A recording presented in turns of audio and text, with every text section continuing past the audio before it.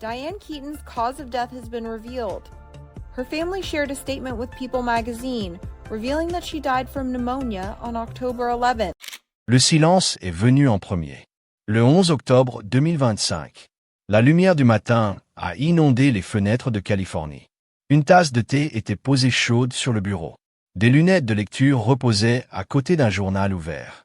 Le stylo s'était arrêté en pleine phrase. Diane Keaton était partie. 79 ans de rire, de cœurs brisés et de défis s'étaient effondrés en une seule respiration qui s'était glissée dans l'éternité. La femme qui avait fait sentir à des millions de personnes qu'elles étaient vues avait disparu discrètement pendant que le monde dormait. Sa fille l'a trouvée dans la bibliothèque qu'elle appelait la maison silencieuse.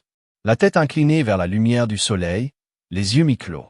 La pièce conservait encore sa chaleur, mais son esprit était déjà parti. En quelques heures, la nouvelle s'est propagée dans le monde comme la douleur elle-même. Hollywood avait perdu sa conscience. Le cinéma avait perdu son âme.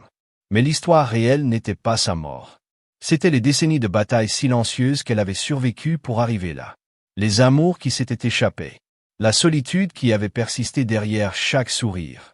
Voici la vérité non dite des derniers jours de Diane Keaton et du cœur brisé qui l'a hanté jusqu'à la fin. Avant l'Oscar, avant Annie Hall, avant que le monde ne connaisse son nom, il n'y avait que le silence. Diane Hall est née le 5 janvier 1946 sous le soleil de Los Angeles, qui cachait une réalité plus sombre. Son père, Jacques, un ingénieur civil, croyait que la discipline était la même chose que l'amour. Sa mère, Dorothy, qui avait été couronnée Mrs. Los Angeles en 1955, avait échangé ses rêves théâtraux contre des devoirs domestiques. À l'intérieur de leur maison, les apparences étaient une religion. 4 enfants alignés pour le dîner, la grâce avant les repas, les rires réservés aux invités. Sous tout cela, un silence si lourd qu'il a façonné les os. La jeune Diane a regardé la lumière de sa mère s'éteindre en ralenti. Les applaudissements ont été remplacés par le bruit des assiettes. Le miroir qui avait autrefois reflété la beauté ne montrait plus que l'épuisement. À 9 ans, elle se tenait dans les portes de la cuisine, regardant sa mère sourire pour tout le monde sauf pour elle. Cette observation a gravé un vœu dans son jeune cœur, « Je ne vivrai pas la vie de ma mère ». Alors que les autres filles rêvaient de clôtures blanches, Diane rêvait de s'échapper. Les enseignants l'appelaient difficile. Les camarades de classe l'appelaient étrange. Mais elle n'était pas brisée. Elle se libérait. Son salut est arrivé au lycée, sous la lumière tremblante des projecteurs. Elle a joué Blanche Dubois, tremblante mais sans peur. C'était la première fois qu'elle se sentait vue, a-t-elle rappelé. Ce n'était pas de la comédie, c'était de la survie. En 1966, à 20 ans, elle a emballé ses rêves et ses douleurs dans une seule valise et est partie pour New York. Elle s'est inscrite au Neighborhood Playhouse, portant les ambitions perdues de sa mère et sa propre défi silencieux. Elle a abandonné Paul et a pris le nom de jeune fille de sa mère, Caton. Chaque fois qu'ils disent Mademoiselle Caton, chuchotait-elle, ils disent le nom de ma mère. L'hiver à Manhattan était un châtiment. Gris, interminable, froid jusqu'aux os. Elle a trouvé un petit appartement sur la partie ouest supérieure de la ville avec des papiers peints qui se décollaient et des murs si minces que les disputes des voisins se faisaient entendre dans ses rêves. Le radiateur toussait au lieu de chauffer. Chaque nuit, elle s'endormait dans son manteau. À l'extérieur, la ville pulsait et scintillait, mais à l'intérieur de cette pièce, le silence était plus fort que la circulation. New York n'était pas un rêve. C'était un test d'endurance. Les matins arrivaient gris et amers. Elle se tenait dans des files d'auditions interminables qui se terminaient avant de commencer. Trop grande, trop étrange. Pas le type. Les mots s'accrochaient à elle comme la gelée, mais elle continuait à marcher. Chaussures minces, fierté plus mince, volonté imbrisable. Le midi, elle était serveuse, servant des tables où personne ne se souvenait de son visage. Le soir, elle chantait dans des caves si enfumées que les murs semblaient respirer. Sa voix tremblante s'élevait au-dessus du murmure des conversations et du cliquetis métallique des pièces sur les nuits les plus froides. Elle marchait dans les rues pour se réchauffer, trop fière pour demander de l'aide, trop obstinée pour abandonner. Le dîner était souvent du thé et une demi-tranche de pain qu'elle prétendait suffisante. Elle a engagé ses anciennes chaussures pour payer le loyer, a sauté le métro pour acheter du café, a écrit des dialogues à la lumière des bougies lorsque l'électricité était coupée. Il y avait des nuits où elle appuyait les mains sur les fenêtres froides pour sentir quelque chose de réel. La ville était assourdissante, dirait-elle plus tard, mais je n'avais jamais eu l'impression d'être aussi inentendue. Lorsque le désespoir est venu trop près, elle a chuchoté dans le noir, pas encore. La solitude est devenue son ombre, mais quelque part en dessous, un feu silencieux a commencé à brûler. Un appétit obstiné qui refusait de mourir. En 1968, après 2 ans de rejet et de quasi-famine, l'appel est venu. Une révision de Broadway appelée Haïr cherchait quelqu'un de brut, non poli, douloureusement réel. Diane a auditionné pieds nus, nerveuse, tremblante, mais tout à fait vivante. Pour la première fois, elle n'a pas joué pour obtenir l'approbation. Elle a joué pour survivre. Le metteur en scène l'a regardée en silence, puis a chuchoté. Ne changez rien. Cette nuit-là, elle s'est tenue sous la chaleur des projecteurs, pieds nus à nouveau, le battement de son cœur résonnant dans le noir. Pour la première fois, elle s'est sentie vue. Lorsqu'elle a dit plus tard, « J'ai construit moi-même à partir de la peur », c'était une confession, pas une métaphore. La peur, la faim, le rejet et le froid l'avaient sauvée. C'était son armure. C'était sa force. Mais même le triomphe laissait sa marque. La célébrité lui donnait tout, sauf la chose qu'elle désirait vraiment. Être choisie, être tenue, être aimée de la même manière qu'elle aimait les autres pleinement, désespérément, sans condition. Mais l'amour ne fait pas toujours écho. Et certaines personnes aiment en partant. La plus grande blessure de sa vie n'était pas professionnelle. C'était personnel. Et elle avait un nom. M. Al Pacino. Qu'est-ce que l'amour qui définit votre vie était également la blessure qui ne guérissait jamais. Ils se sont rencontrés en 1971 sur le plateau de Le Parrain. Elle avait 25 ans. Rayonnante, avec un rire nerveux et une espérance sans garde. Il avait 31 ans, brillant et inconnu, déjà à moitié perdu dans l'ombre de son propre génie. Quelque chose de non dit a commencé à vibrer entre eux, une fréquence que seuls 2 cœurs solitaires pouvaient entendre. J'étais folle de lui dès le début, a-t-elle confessé plus tard. Ceux qui les ont vus ensemble ont dit que ce n'était pas la passion qu'ils partageaient, mais la reconnaissance. 2 âmes qui comprenaient la douleur de vouloir le monde et de se sentir encore incomplètes. Dans ces premières années, le bonheur était déconcertamment simple. Entre les prises, ils s'asseyaient ensemble, le silence entre eux vivant de sens. Parfois, ils lisaient des lignes du scénario. Parfois, ils regardaient simplement la lumière du soleil se déplacer sur les murs du studio. Elle le faisait rire jusqu'à ce qu'il cache son sourire derrière sa main. Il la faisait se sentir en sécurité dans un monde qui exigeait trop. Nous n'avions pas besoin de parler, a-t-elle dit une fois. Il suffisait d'être là. C'était un amour construit sur une fondation fragile. Un amour partagé avec un homme qui luttait déjà contre ses propres démons. Un homme qui ne pouvait pas s'engager pleinement dans le réconfort qu'elle offrait. Un homme qui, à sa manière, était aussi perdu qu'elle. Ils ont eu un enfant, un fils nommé Ronan, né en 1975. Un moment de joie partagée, une brève pause dans le poids de leurs propres luttes individuelles. Mais même dans la parentalité, les fissures ont commencé à apparaître. Francis, consumé par son travail, était souvent absent, laissant Diane assumer les responsabilités de l'éducation d'un enfant seul. Le silence entre eux a grandi, non pas le silence confortable de l'intimité partagée, mais le silence lourd des ressentiments non dits. Les films sont venus, les distinctions ont suivi, mais le bonheur est resté insaisissable. Le poids des attentes pesait sur elle, un rappel constant de ses propres échecs perçus. Elle a essayé de combler le vide avec le travail, avec des amis, mais la vacuité persistait, une douleur sourde dans son âme. Je pensais autrefois que le succès me rendrait entière, a-t-elle dit un jour. Mais peut-être m'a-t-il simplement donné la permission d'être brisée en public. Those strolls suddenly stopped. Rescue 19, person down. Paramedics arrived here Saturday morning at Diane's Brentwood home. Et au fil des ans, la distance entre elle et Francis a grandi, non en miles, mais en espace émotionnel. L'homme qu'elle avait aimé semblait disparaître, remplacé par une figure distante et énigmatique. Le silence entre eux est devenu un abîme, les séparant l'un de l'autre. Après Le Parrain, leurs chemins se sont séparés. Francis, poussé par son ambition, s'est plongé dans son travail, rarement trouvant le temps pour sa famille. Diane, laissée à naviguer dans les complexités de la maternité et d'un mariage en déroute, a cherché du réconfort dans ses propres poursuites créatives. Ils ont essayé de faire fonctionner les choses. Ils sont allés en thérapie, ils ont cherché des conseils auprès d'amis et de la famille. Mais les dégâts étaient trop profonds, les blessures trop anciennes. Le silence entre eux est devenu un mur, impénétrable et insurmontable. Ils se sont finalement séparés, une séparation calme et amicale qui a choqué le monde. Il n'y a pas eu de scandale, de récriminations amères, juste une acceptation lasse de l'inévitable. Francis ne s'est jamais remarié. Diane, elle aussi, est restée célibataire, apparemment satisfaite de vivre une vie de solitude et d'indépendance créative. Mais sous la surface de son existence apparemment sans souci, une profonde tristesse persistait. Elle a trouvé du réconfort dans son travail, en réalisant des films, en écrivant des essais et en défendant des causes dans lesquelles elle croyait. Mais le vide est resté, un rappel constant de l'amour qu'elle avait perdu. Elle a essayé de passer à autre chose, de trouver le bonheur ailleurs. Elle a fréquenté d'autres hommes, elle a voyagé dans le monde, elle a embrassé de nouvelles expériences. Mais rien ne pouvait combler le vide laissé par Francis.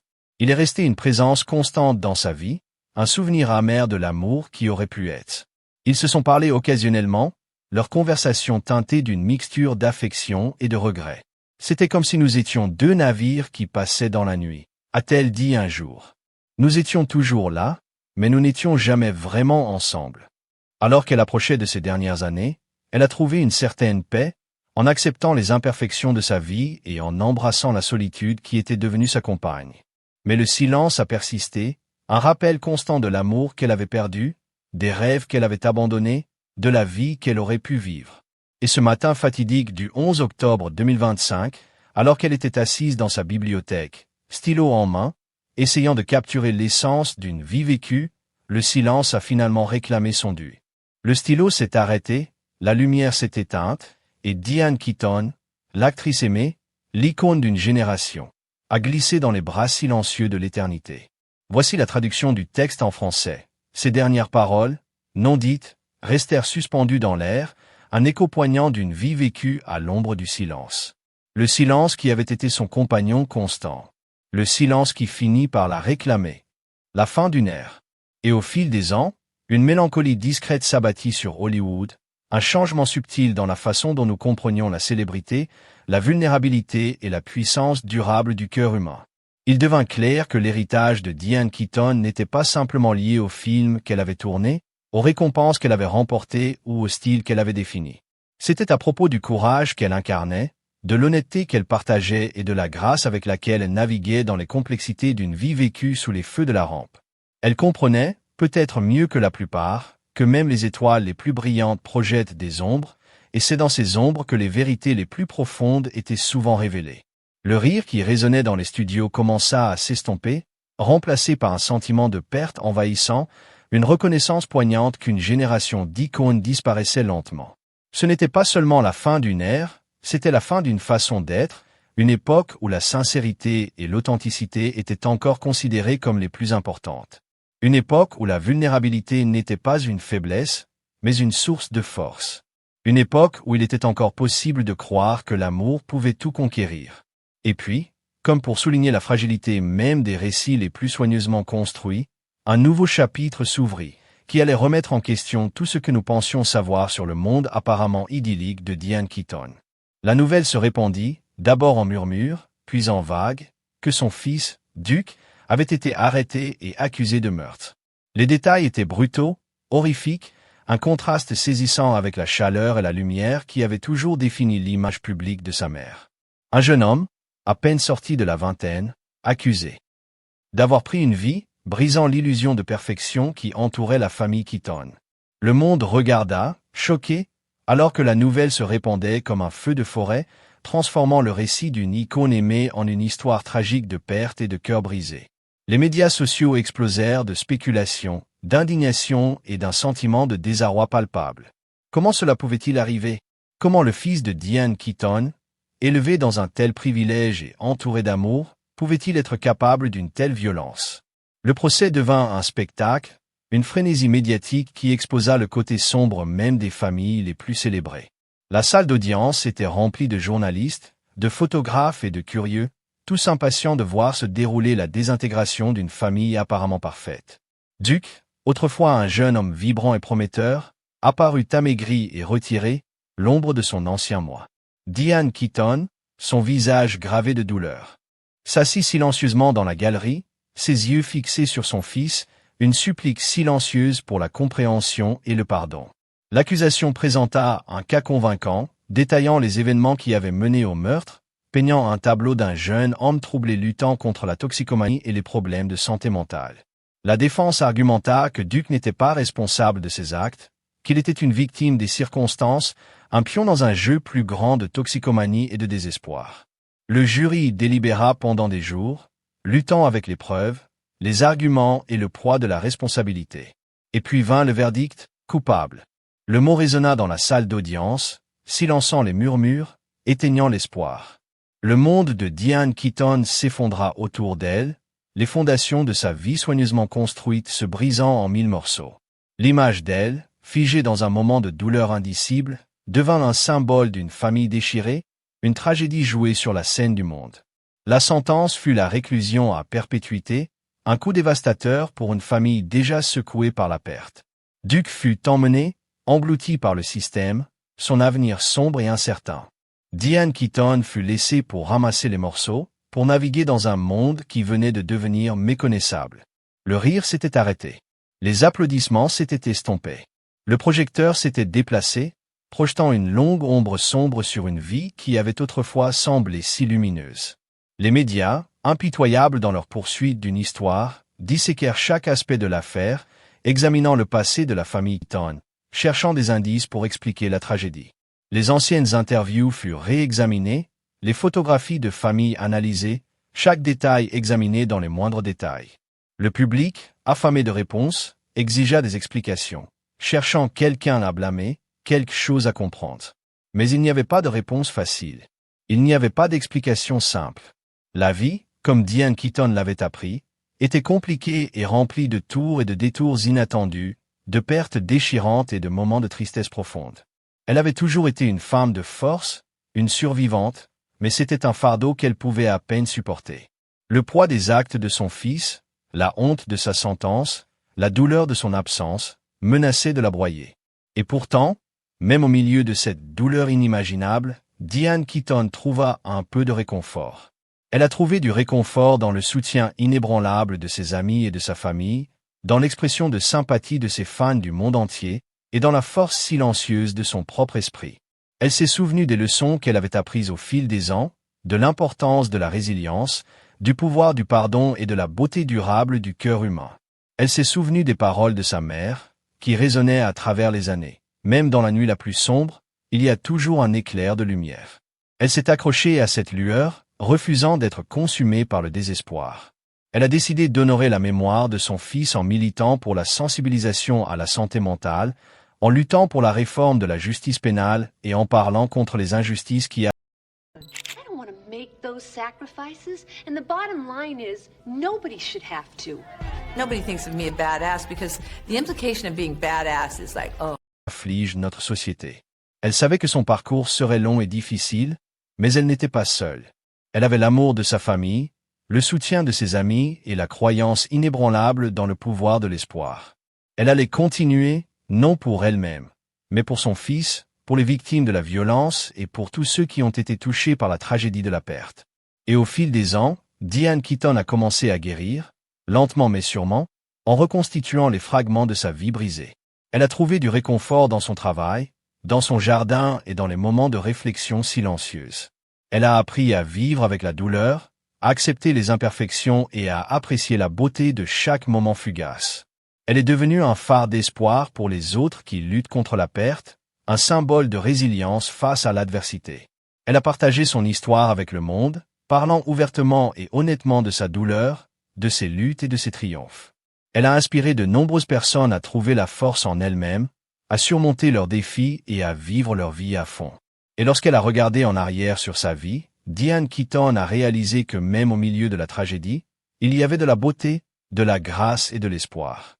Elle avait perdu un fils, mais elle avait gagné une compréhension plus profonde du cœur humain. Elle avait subi une perte profonde, mais elle avait trouvé un sens renouvelé à sa vie. Elle avait affronté son heure la plus sombre, mais elle en était ressortie plus forte, plus sage et plus compatissante que jamais auparavant. Et lorsqu'elle se tenait au seuil d'un nouveau chapitre de sa vie, Diane Keaton a souri, un sourire silencieux et conscient qui parlait d'une femme qui avait vécu une vie pleine et significative, une femme qui avait affronté l'adversité avec courage et grâce, une femme qui avait appris à trouver la beauté au milieu de la tragédie, une femme qui n'avait jamais abandonné l'espoir. L'héritage continuait. La lumière. Ce n'était pas une illumination soudaine et aveuglante, mais une lueur douce et persistante qui émanait de l'intérieur. Elle a commencé comme une étincelle, une petite lueur d'espoir refusant d'être éteinte par les ténèbres accablantes. Diane avait appris, à travers les années de navigation dans les complexités de la vie et de la perte, que la lumière n'était pas quelque chose à poursuivre ou à exiger. C'était quelque chose à cultiver, à protéger, à laisser grandir à son propre rythme. C'était un témoignage de la résilience durable de l'esprit humain, un phare qui lui rappelait que même face à la tragédie inexprimable, la beauté, la grâce et l'espoir pouvaient encore exister. Le travail qu'elle a entrepris dans la défense de la santé mentale a fleuri à partir de cette lumière intérieure. Ce n'était pas un geste de façade, c'était un besoin viscéral, né de la douleur brute de la compréhension des luttes de son fils. Elle a commencé prudemment, en assistant à de petits forums communautaires, en partageant discrètement ses observations sur les défaillances systémiques qui contribuaient souvent à la maladie mentale et à ses conséquences dévastatrices. Elle a parlé de la nécessité de soins de santé mentale accessibles et abordables, de programmes d'intervention précoce et d'une société qui donne la priorité à la compréhension et à la compassion plutôt qu'au jugement et à la condamnation. La réponse a été initialement hésitante, teintée de la stigmatisation enracinée entourant la maladie mentale. Mais Diane a persévéré, son honnêteté et sa vulnérabilité inébranlables érodant lentement les murs de la méconnaissance.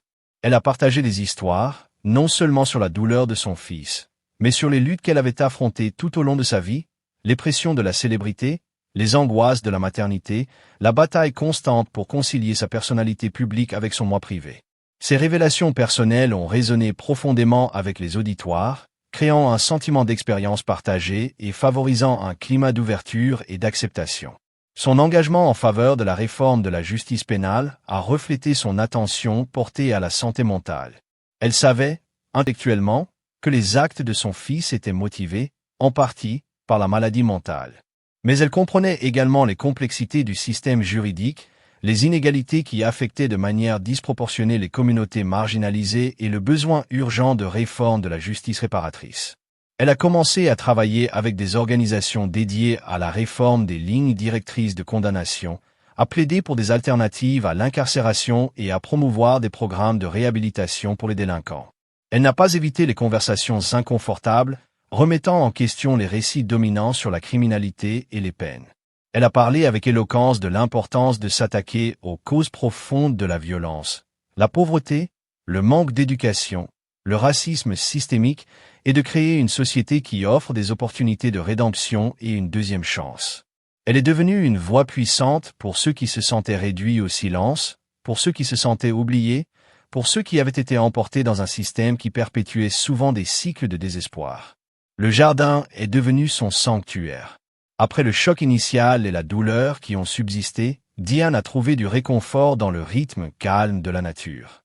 L'acte de s'occuper de ses plantes, planter des graines, nourrir les jeunes pousses, tailler les branches, est devenu une forme de méditation, un moyen de se reconnecter avec la terre et de trouver un sentiment de paix au milieu du chaos. Les couleurs vives, les parfums envoûtants, les textures délicates des fleurs et des herbes ont offert un répit bienvenu face aux dures réalités du monde. Elle a vu des parallèles entre le jardinage et la guérison. Tout comme les plantes ont besoin de lumière, d'eau et de sol fertile pour prospérer, l'esprit humain a besoin de nourriture, de soutien et d'un environnement sûr pour se remettre d'un traumatisme. Elle a réalisé que s'occuper de son jardin était également un moyen de s'occuper de son âme, de se laisser nourrir et restaurer. Elle a commencé à inviter des amis et de la famille à la rejoindre dans le jardin, créant un espace pour la connexion, le rire et la vulnérabilité partagée.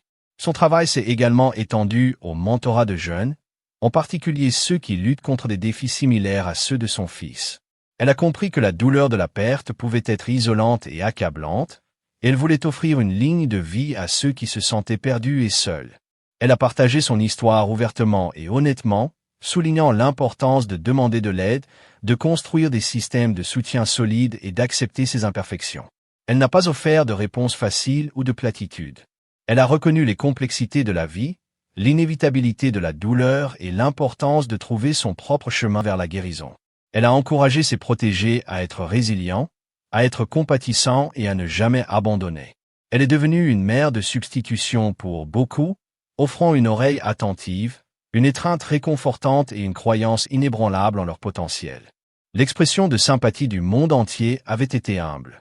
Des lettres, des emails et des messages sur les réseaux sociaux ont inondé de personnes qui avaient été touchées par son histoire, qui avaient vécu des pertes similaires ou qui admiraient simplement son courage et sa grâce. Elle a lu chaque message avec soin, reconnaissante pour l'expression de soutien et touchée par l'humanité partagée qui l'a reliée aux gens du monde entier. Elle a utilisé cette plateforme pour amplifier les voix des autres, pour partager des histoires de résilience et d'espoir, et pour inspirer les gens à agir dans leur propre communauté. Il y a eu, bien sûr, des moments de tristesse profonde, des jours où la douleur semblait insurmontable, où le poids de sa perte menaçait de l'écraser. Mais même dans ces moments les plus sombres, elle s'est accrochée au souvenir du sourire de son fils, à la chaleur de son rire, à l'amour qui les unissait. Elle s'est rappelée qu'elle n'était pas seule, qu'elle était entourée d'un réseau de soutien, et qu'elle avait un but à accomplir. La lumière n'était pas un éclair aveuglant, mais une étincelle constante, alimentant ses actions, éclairant son chemin et rayonnant vers l'extérieur, touchant la vie des autres. C'était un témoignage de la puissance durable de l'esprit humain, de la résilience du cœur et de la croyance inébranlable en la possibilité de l'espoir, même dans les nuits les plus sombres. C'était un phare, la guidant vers l'avant, éclairant le chemin pour les autres et lui rappelant que même au milieu d'une douleur inimaginable, la beauté, la grâce et l'espoir pouvaient encore exister.